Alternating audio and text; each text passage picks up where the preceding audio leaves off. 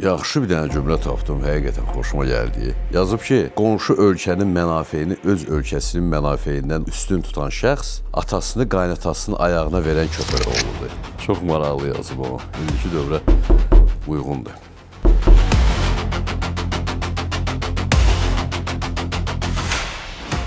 Azərbaycanın şəxsiyyətinə salam, hər vaxtınız xeyirli olsun və hələ də Hörmüz boğazı ətrafındakı vəziyyət belə qalıb, belə. Niyə? İş orasındadır ki, Trump yenə də, o məşhur bir onun sifətinin ifadəsi var, belə.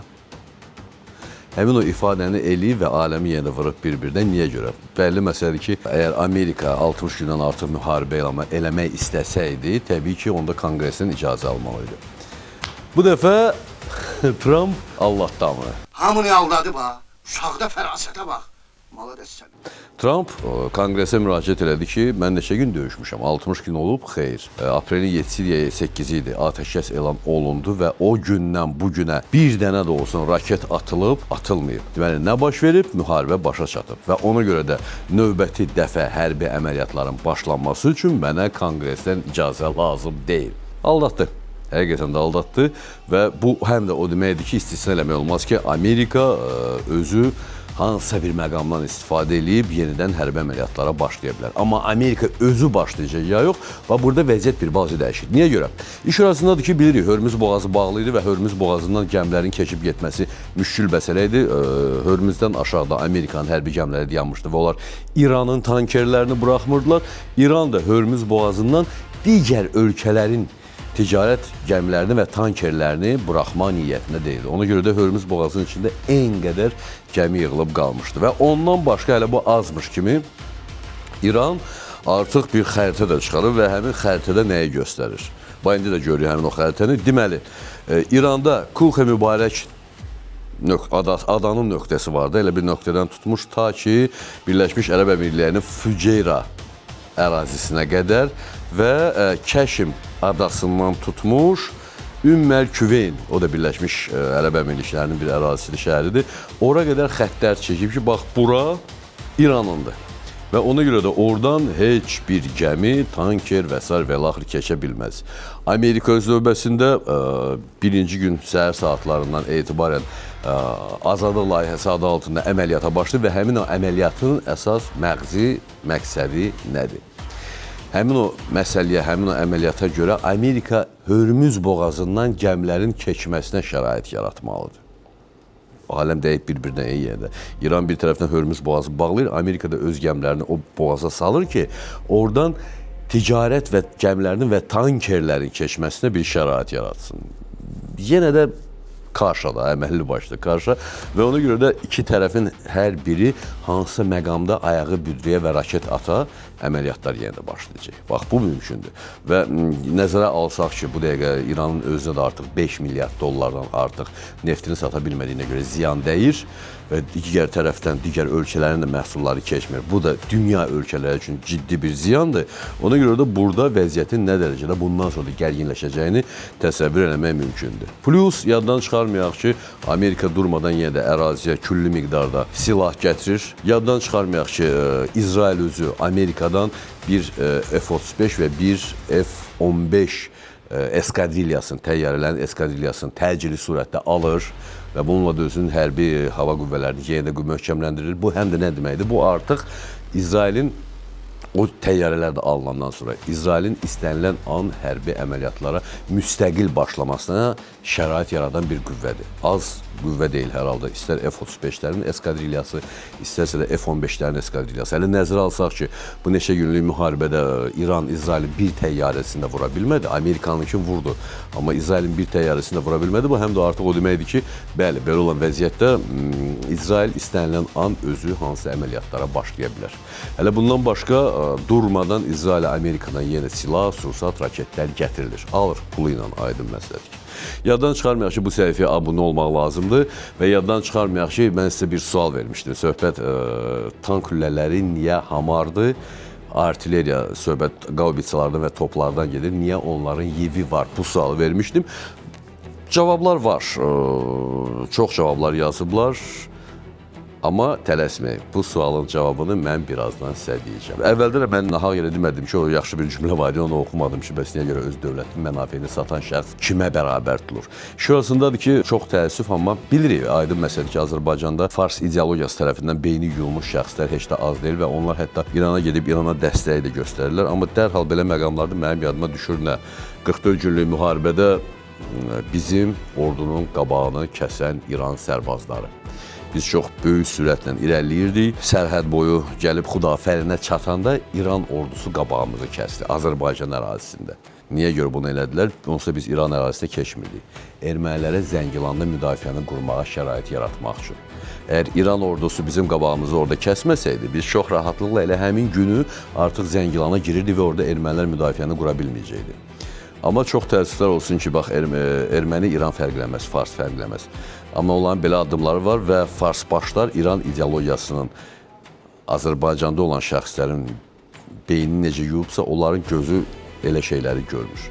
Ona görə də elə verilişin həvəndə o dediyim cümlə çox yaxşı cümlədir, yeri gəlmişdir. Onu daim yadda saxlamaq lazım. Bundan başqa, yaddan çıxarmayaq ki, İranın özü bir qayda olaraq yenə də Amerikaya qarşı hədyanlardan çıxış edir, hədə qorxuyan çıxış edir və bunu da başa düşmək mümkündür. Çünki İran özünü qalib sayır və etiraf eləmək lazımdır ki, İran ideoloji nöqteyi nəzərdən həmin o əməliyyatlarda qalib gəldi. Məhz ideoloji nöqteyi nəzərdən. Ona görə də onlara belə danışmaq asandır. Düzdür, bununla paralel eyni zamanda İran Amerikaya əvvəlcə 10, sonra 12, sonra 14, 2-2 qalxırlar.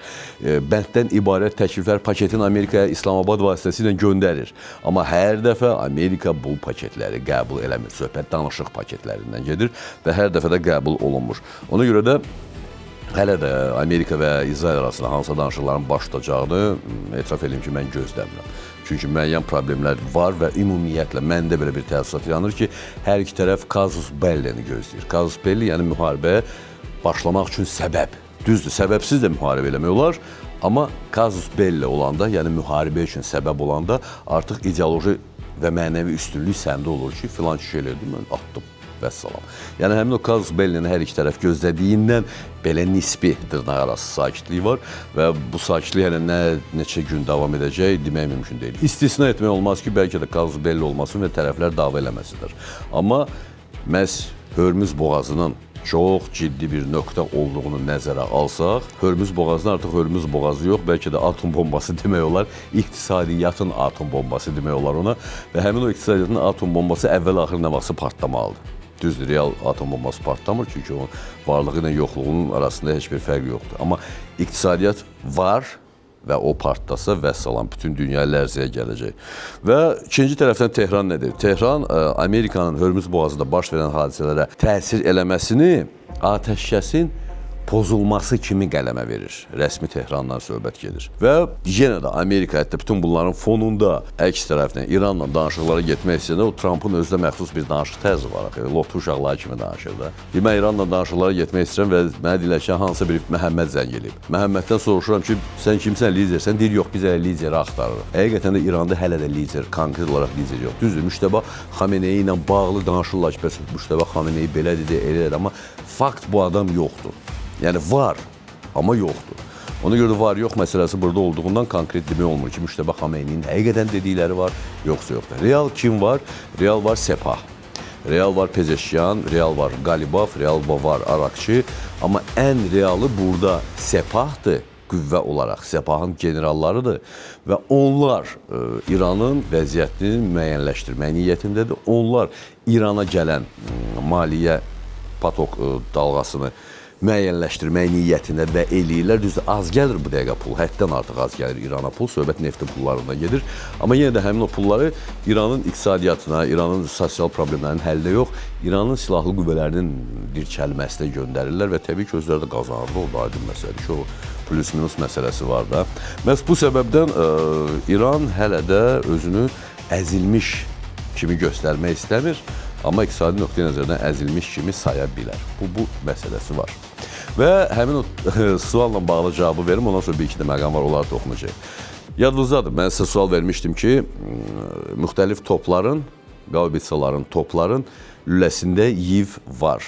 D1-i göstərdim, D30-u, D20-ni, Giacinti, KS-19-u ki, bunların lüləsində yiv var, görürsündür.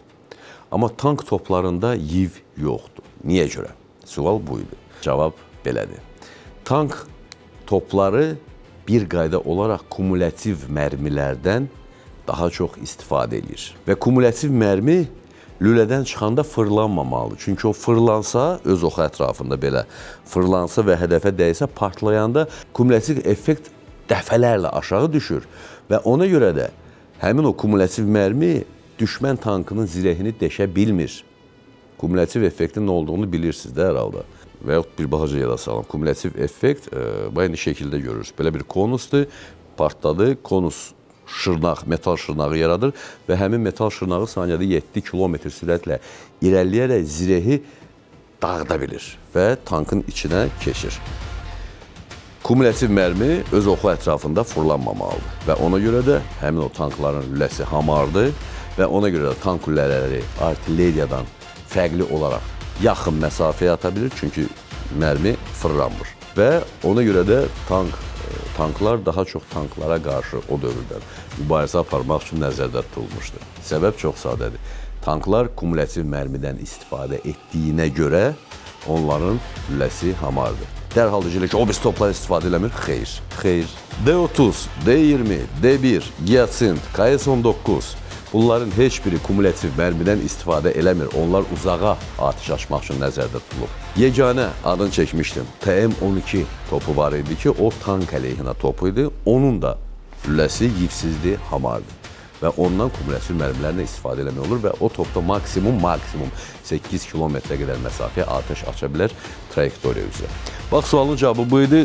Növbəti buraxılışlarımızda mən sizə növbəti sualları verəcəm və onların da cavabını çalışacağım ki, sizdən alın. Özümə də maraqlı, sizə hər halda maraqlı gələcək. Budur vəziyyət. Söhbət hələ ki, heç də sakit deyil. Hörmüz boğazı ətrafında vəziyyət gərgindir. Məhz tərəflərin həmin o kazus bellini gözləməsi ucubatından hamımız elə bir iynənin üstündə oturmuşuq. Görəsən, birinci kim başlayacaq və bu dəfə də baş verəcək.